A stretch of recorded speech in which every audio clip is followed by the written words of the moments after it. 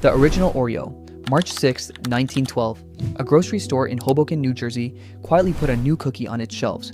The national biscuit company, Nabisco, had designed 2 embossed chocolate wafers around a white cream filling, and they called it the Oreo. Nobody knew it would become the best-selling cookie in the world, moving over 40 billion units a year across more than 100 countries. The name itself remains a mystery. Some historians believe it came from the French word for gold, referencing early packaging. Others think it was simply short and easy to say. Nabisco never confirmed either theory. The cookie's origin story is as layered as the product itself. Double Stuf. If the original Oreo was a promise, Double Stuf, launched in 1974, was Nabisco asking, what if we just gave people more of what they actually wanted? Engineers doubled the creme, kept the wafer identical, and the product became the most commercially successful Oreo variant ever made.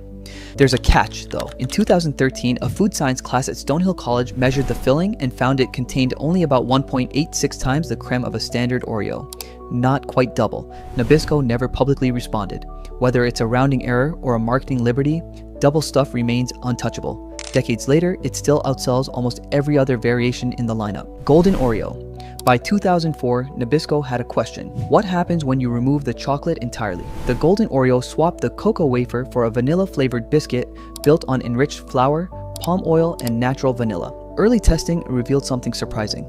In blind taste tests, approximately 70% of children preferred the Golden over the original, enough for Nabisco to commit to a full national rollout. It now holds the position of second most popular permanent Oreo variety in the United States. The Golden Oreo also unlocked something important. It proved the format itself was the product. The wafer was just one variable. Mint Oreo. With the wafer proven flexible, Nabisco turned to the filling.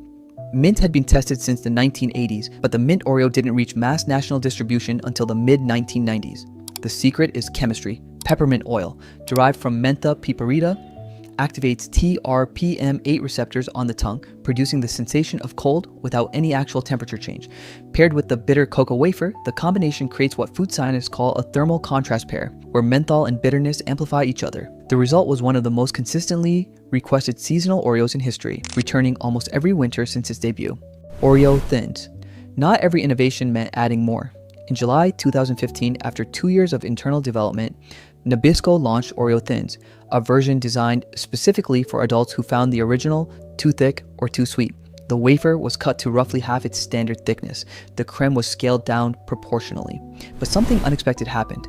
In sensory panels, participants rated Oreo Thins as having more intense chocolate flavor than the classic, despite using identical wafer ingredients. Researchers concluded that the thinner wafer changed the cocoa to creme ratio enough to shift the dominant flavor. Oreo Thins generated over $100 million in first-year sales, the most successful Oreo launch in 2 decades. Peanut Butter Oreo. In 1991, Nabisco made a move that seemed almost too obvious. Peanut butter inside a chocolate cookie. The filling used peanut flour and hydrogenated vegetable oil rather than actual peanut butter, which by FDA standards must contain at least 90% peanuts. The engineered version offered room temperature stability and a longer shelf life. What made it work was contrast. Food scientists described the interaction between cocoa's bitterness and peanuts' fatty, umami-adjacent quality as sensory contrast, a phenomenon where opposing flavor profiles create a perception of greater complexity than either ingredient alone. It's the same principle behind chocolate-covered pretzels, salted caramel, and almost every great candy bar ever made. Lemon Oreo. The Lemon Oreo seems simple, but it required a counterintuitive decision.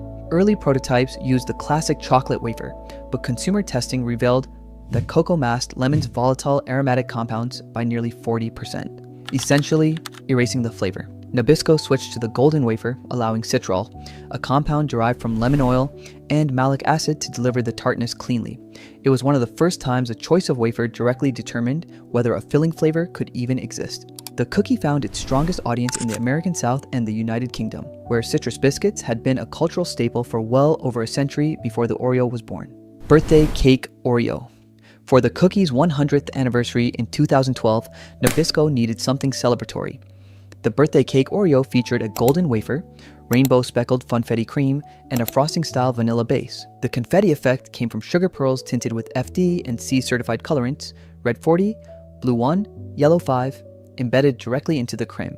The flavor drew from a broader 2010s obsession with cake batter as a snack flavoring, a trend that swept through ice cream, protein powder, and candy. The birthday cake Oreo sold out in several markets within weeks of launch and was eventually made a permanent product in multiple countries. A century in, and Nabisco had figured out how to sell nostalgia inside a cookie. Red Velvet Oreo. Red Velvet's origin is itself a story. The cake's distinctive red hue originally came from anthocyanins in cocoa reacting with acidic buttermilk. When World War II rationing cut access to quality cocoa, bakers turned to beet juice and synthetic dyes to preserve the color. By the 1940s, Red 40 became the standard. Nabisco used the same dye to tint a slightly reduced cocoa wafer for the Red Velvet Oreo, released in February 2015 as a Valentine's Day limited edition. The cream cheese flavored creme, built from lactic acid and diacetyl rather than actual dairy, completed the illusion. It sold so well that Nabisco brought it back permanently within 18 months. Carrot Cake Oreo. The 2019 spring lineup gave Nabisco a chance to try something more ambitious. The Carrot Cake Oreo used a golden wafer and a cream cheese style cream, again built from lactic acid and diacetyl, but this time spiked with cinnamon and nutmeg oleoricins to mimic the spice profile of traditional American carrot cake. The orange-brown tinted creme even looked the part. It was a case study in flavor engineering. No carrots, no cream cheese, no butter, yet the cookie triggered the same sensory memories as a slice from a bakery. Consumer reception was strong enough that the flavor ranked in the top 10 of Oreo's fan voting platform in its debut year, beating out dozens of other contenders. Dark Chocolate Oreo. While some varieties were chasing nostalgia, the 2016 Dark Chocolate Oreo went in a different direction: sophistication. The wafer was reformulated using Dutch processed cocoa, treated with an alkalizing agent to reduce acidity and deepen color, replacing the natural cocoa used in standard Oreos. Dutch process produces a smoother, rounder chocolate note without the sharp bitterness of the original. The filling also shifted, becoming darker and more cocoa forward. Nabisco positioned the product squarely at adult consumers, capitalizing on a decade of growing interest in artisanal and single-origin chocolate. It was the same cookie, rebuilt for a palate that had grown up. Java Chip Oreo. The coffee connection arrived in 2019, and the timing was intentional. Between 2011 and 2016, the cold brew coffee market in the United States grew by over 580%. Nabisco responded with the Java Chip Oreo, a chocolate wafer filled with coffee-flavored creme embedded with small chocolate chips. The coffee flavor came not from ground beans, but from roasted chicory extract and coffee oleoresin, compounds that deliver consistent taste across a shelf life exceeding 12 months. The chocolate chips added what food engineers call textural layering, a mid-bite crunch designed to extend eating engagement. It was Oreo as a morning ritual, engineered to compete with an entire beverage category. Strawberry Oreo. Strawberry Oreos had existed in limited regional markets since the early 2000s, but they arrived on mainstream American shelves only in 2021, nearly a decade after they were already popular in Japan and South Korea. The delay was partly strategic, partly cultural.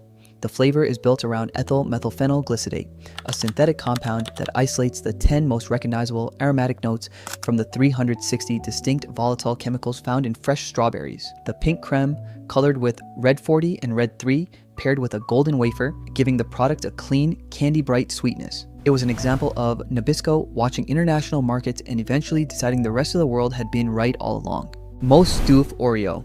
Released in January 2019 ahead of the Super Bowl, the Most Stuf Oreo was Nabisco's most extreme experiment in filling volume. It contained approximately 6 times the cream of a standard Oreo, so much that the two wafers sat nearly a centimeter apart. A single cookie packed more calories than 3 originals. Food bloggers and engineers who tested it discovered something structurally revealing. The creme was so thick it bonded permanently to both wafers. You could not twist the most stuff apart. The ritual that had defined the Oreo for over a century, the twist, the lick, the dunk, was physically impossible. Whether that was an oversight or a statement, Nabisco never said. Oreo Brookie-O. By 2021, Nabisco had pushed the Oreo to its structural limit. The Brookie-O featured 3 wafers, 2 creme layers, and a name that merged brownie and cookie into a single word. The brownie creme used cocoa powder, caramel flavoring, and molasses-derived compounds to replicate the dense, chewy character of a baked brownie edge. The engineering challenge wasn't flavor, it was physics. 2 creme layers of different viscosities had to maintain structural integrity through shipping, temperature swings, and the force of a human bite. Nabisco solved it. The Brookie-O became the first triple wafer Oreo architecture sold commercially in the United States, and proof that after 109 years, the cookie was still being reinvented.